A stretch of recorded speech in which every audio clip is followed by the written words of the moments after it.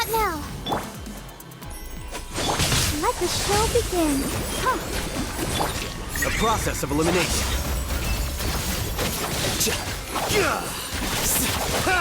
All will be severed.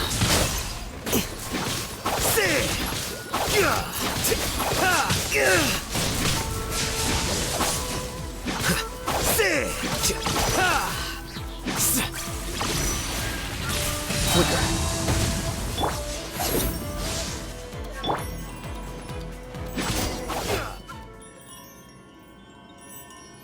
You've lost, eh? Yes, I have. Why can you not trust your people, and in the power of their ambitions? These ambitions have transcended space and time. They are something that no one can snuff out.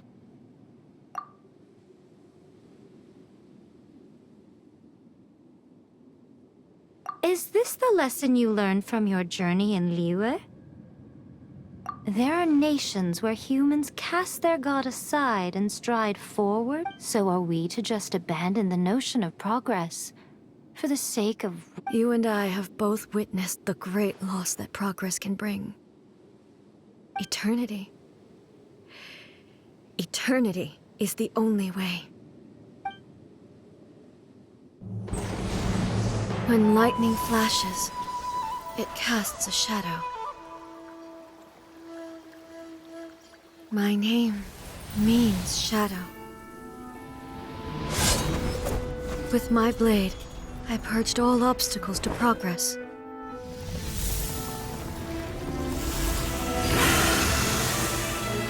And yet, something was lost with each step forward. In the end, I even lost her. The tales are still retold in the shade of every Thunder Sakura. But the wounds left on our nation by that terrible loss still ache. Never stop searching, even if only for a brief flash of light. If nothing else, we have the present moment. She said that once. But I've seen a nation stride forward and lose everything to the heavenly principles. Perhaps only if time stands still will the lightning's glow never fade. The present moment is a fragile illusion. Only eternity can bring us closer to the heavenly principles. I am no longer the shadow. Mine is the most supreme and noble form. Let power over the realm be vested within me. In this form shall I honor my subjects' dream, for a land of eternity, unchanging forevermore. The heavenly principles. Irrelevant nonsense as far as I'm concerned.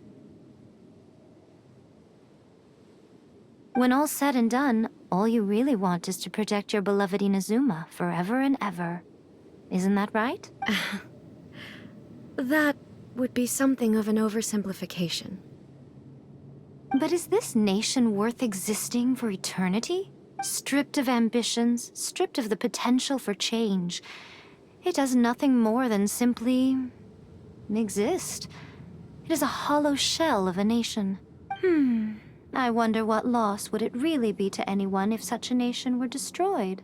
Miko, retract your words. Never changing eternity is the promise I made to my people. But what your people need from you is not your promises. They want your attention.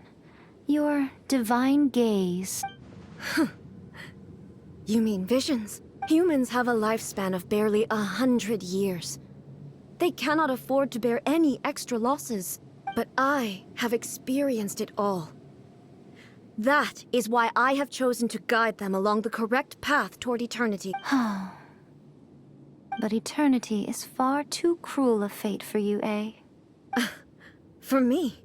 Not only have you stopped paying attention to the world, but you have stopped paying attention to yourself.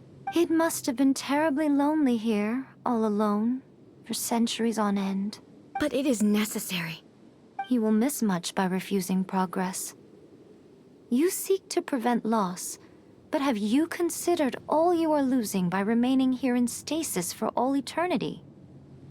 You are obviously lonely, and yet, for the sake of tell me this. Why is the sky here that was once so dark glowing again? Why now? This is your plane of euthymia. It's your inner world, so it can only mean that you are happy to see me again. You have found the loneliness here unbearable for a long time now, haven't you? I have nothing to say to that. But I have so much to say to you. Let me tell you all that has happened over the last few centuries. How long will that take? As a Fox envoy, I have an excellent memory. I recall every detail of the last few centuries with perfect clarity. So it will probably take me another few centuries to relay it to you.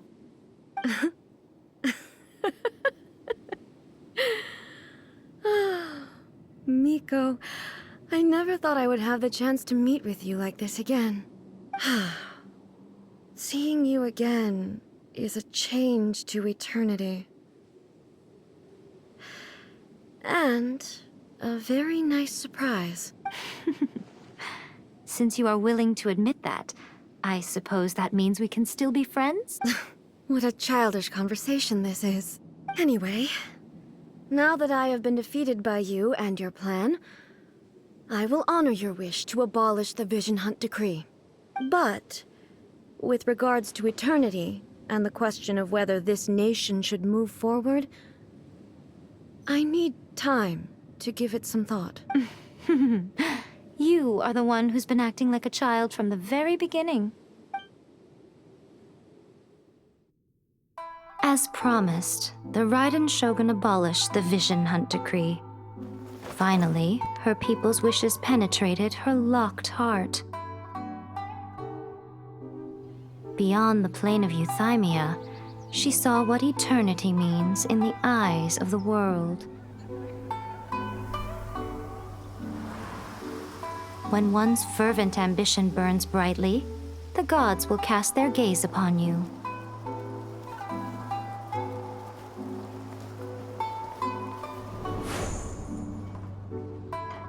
Some ambitions have the power to heal wounds, to bring victory, to inspire hope.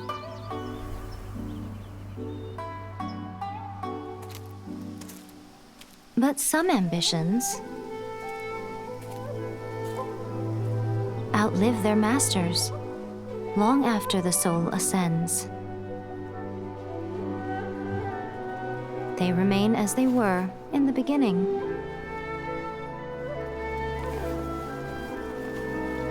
Burning bright and true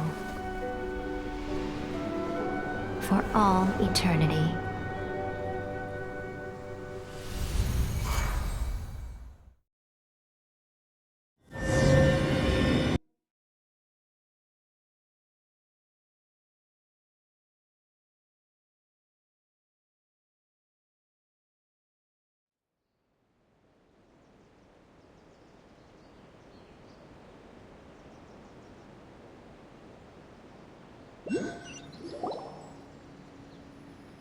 So what did you guys do in the Raiden Shogun's plane of euthymia anyway?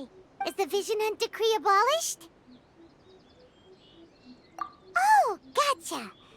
Paimon was super worried, you know. So maybe the reason Yae Miko is looking for us now is because she wants to thank us.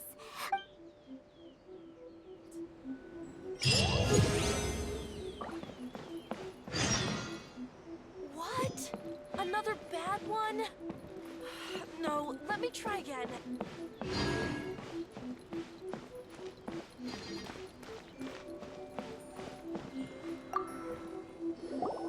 Why, hello, if it isn't the triumphant traveler. And why might you be visiting the shrine? A sign of piety, perhaps? You literally told us to come meet you here!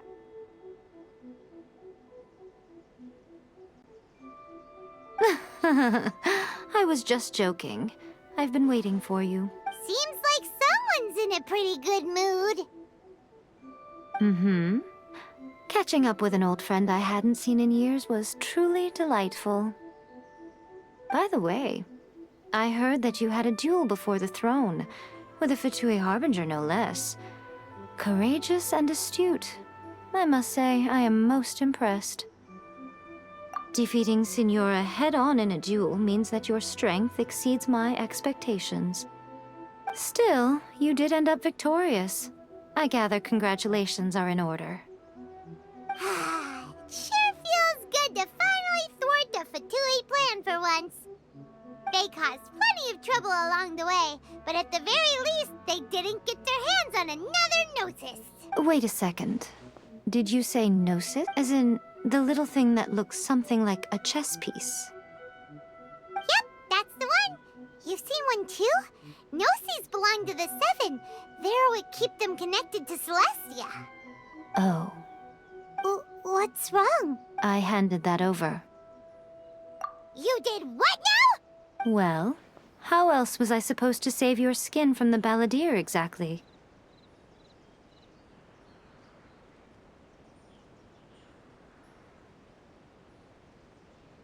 The Balladeer is number 6 of the Fatui Harbingers. In terms of strength, he is superior to Signora.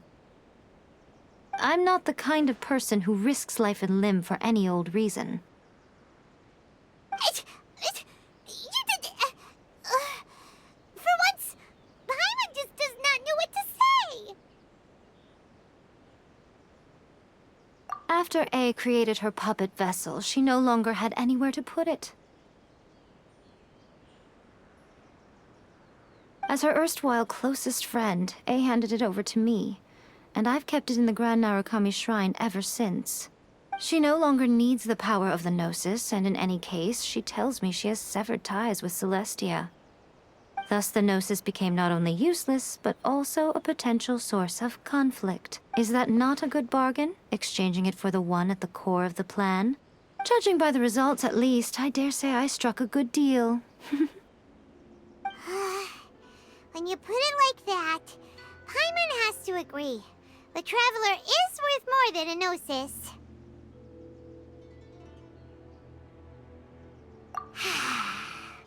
Well, what's done is done, and Paimon heartily thinks we'll be getting it back now. Let's leave the past in the past. So anyway, you still haven't told us why you called us here today.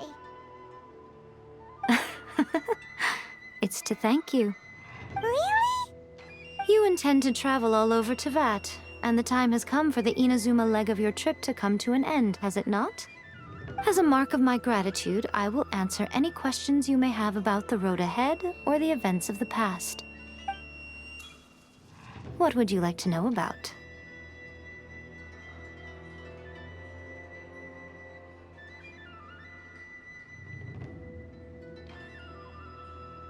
That puppet was built with technology that has been lost to time. Still, there is one other thing on this topic that I suspect you may be curious to know. Before A began modifying her own godly form, she took it upon herself to create a prototype puppet. So, you mean there are 3... No, the prototype was merely a proof of concept.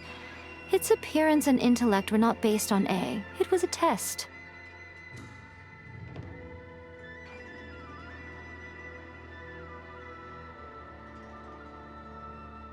The original plan was for A to simply discard it.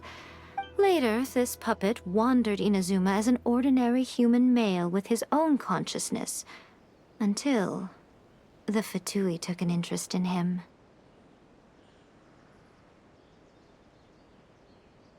Ugh! Not the Fatui!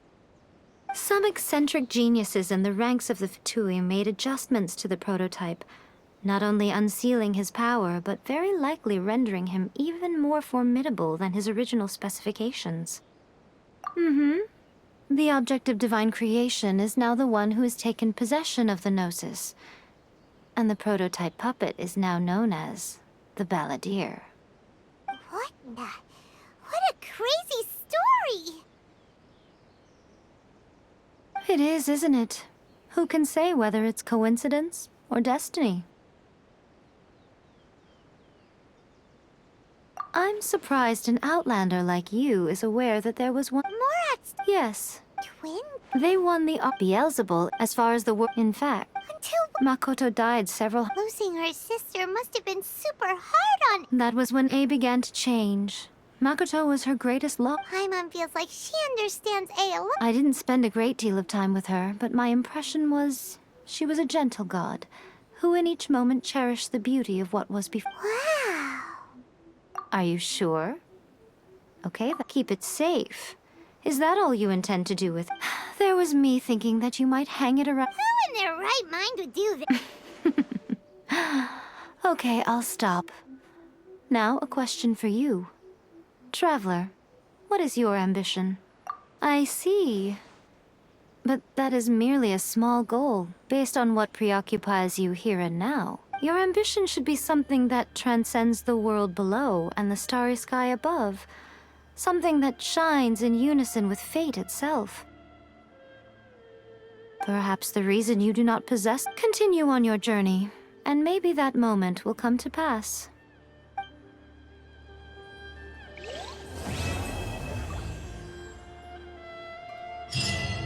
Narukami, please. Pray that he stays safe. By the protection of the Electro Archon, may the blossoms of the city.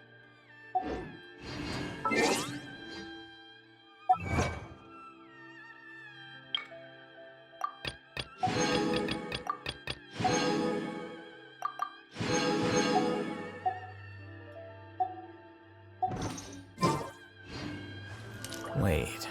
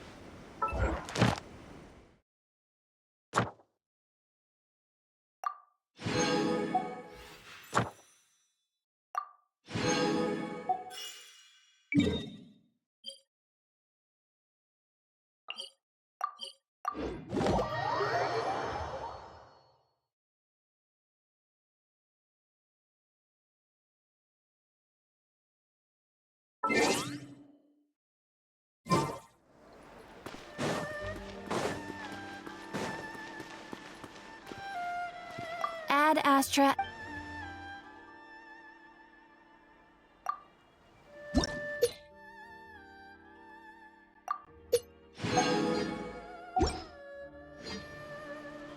Ad Astra Abyssa.